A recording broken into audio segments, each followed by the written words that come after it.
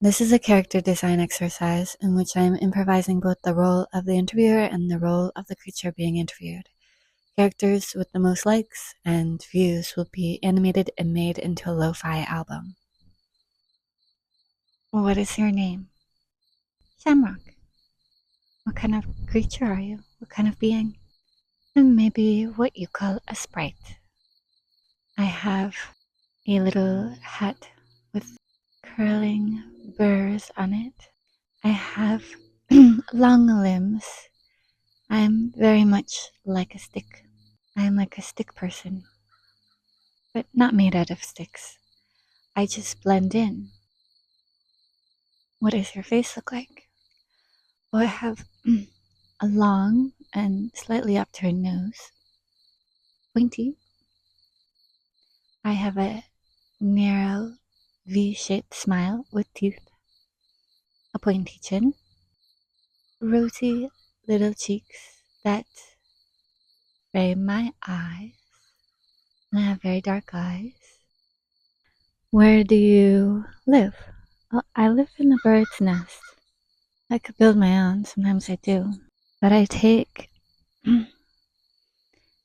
a bird's nest from the spring to start out with, and I build from it. It's always easier to start with something first.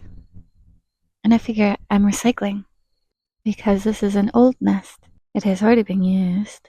It's in the fall that I actually take the nest and I build it into something that's nice and cozy for the winter. And I live up in the trees. What are the things you want in life? I want freedom. I want to run with the wind and play the violin.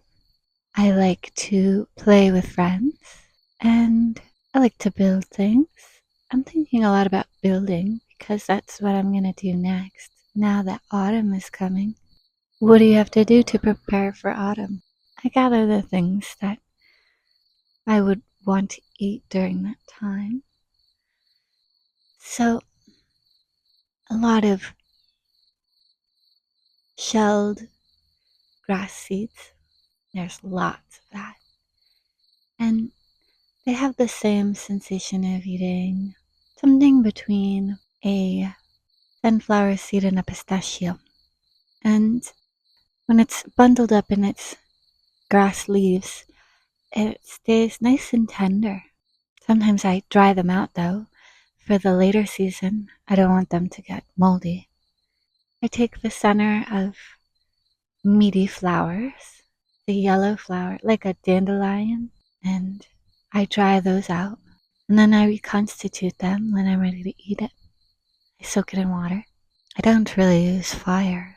I don't really need it. Who are your friends? Oh, my friends are all like me. They all look like sticks, but they like to wear colorful clothing sometimes when they find scraps of cloth and they might sew it together. My one friend has a quilted jacket that they made. It's very impressive, but it's just brown. They couldn't find enough cloth of any color, but they did make the cuffs a bright green. I have some socks that I wear. Most of what I wear is the grasses and the leaves, but my socks are made out of cloth that I found and sewed together. And they're bundled up into these little slippers. How do you make clothes out of the leaves?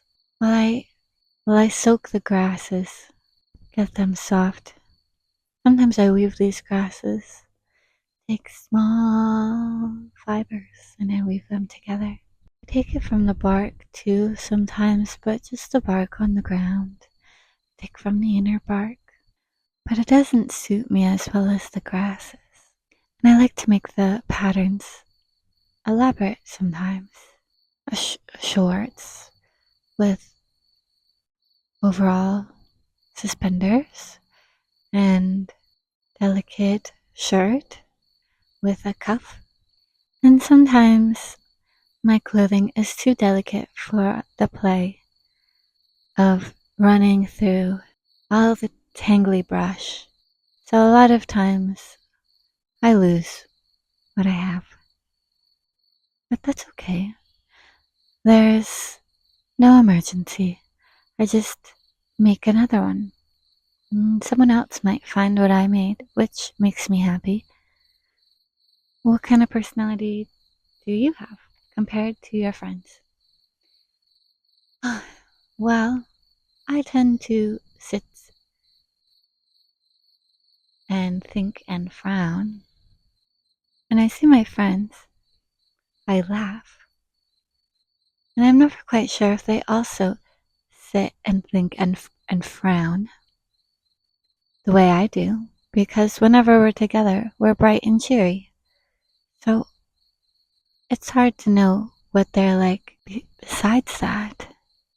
But we all can't help but be very silly and merry together. There's no difference between us in what we want, in our aspirations, our motivations, and our interactions. So it's very difficult to say how we are different, because I feel one way when I'm with them, and I feel very differently when I'm on my own. So the difference is less. The difference is less across us and more without us. What kind of animal friends do you have? Oh, the rabbits. And we run with them. We run very fast. We run with them until they knock us off, dodging into the underbrush. And sometimes we race with them. Do you speak with the rabbits?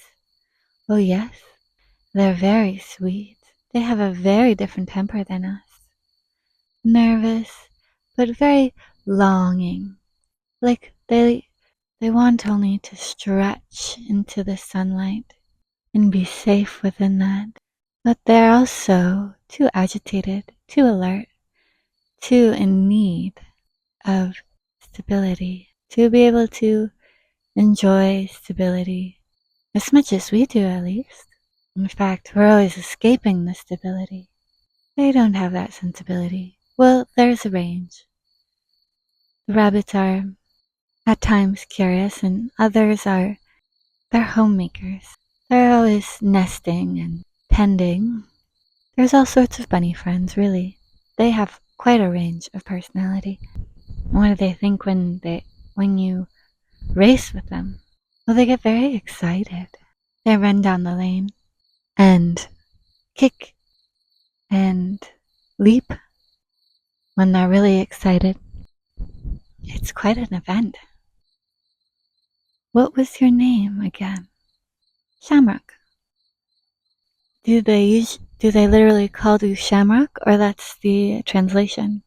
It's the translation. What do they call you? Why is your name Shamrock, and what does it sound like in your language? They call me Shamrock because I'm very green. We sort of range from brown to green, and when we're young, we tend to be more green. I am still very young. I'm 200 years old, with a life expectancy of around 800. And Shamrock is just a great way to describe me because of it's like uniqueness amongst the multitude. There's a reason I'm talking to you rather than the other ones. So, what makes you different? It's the kind of way that we structure our communities. Sometimes we just know when someone should be placed as a role, like a leader or an ambassador, communicator. And I seem to be very interested in communicating with other species, so maybe that's why I'm unique. And in many ways, numbers of leaves communicate something. Well, that's it. That's all I wanted to say. And I hope you humans have a good day and you have fun.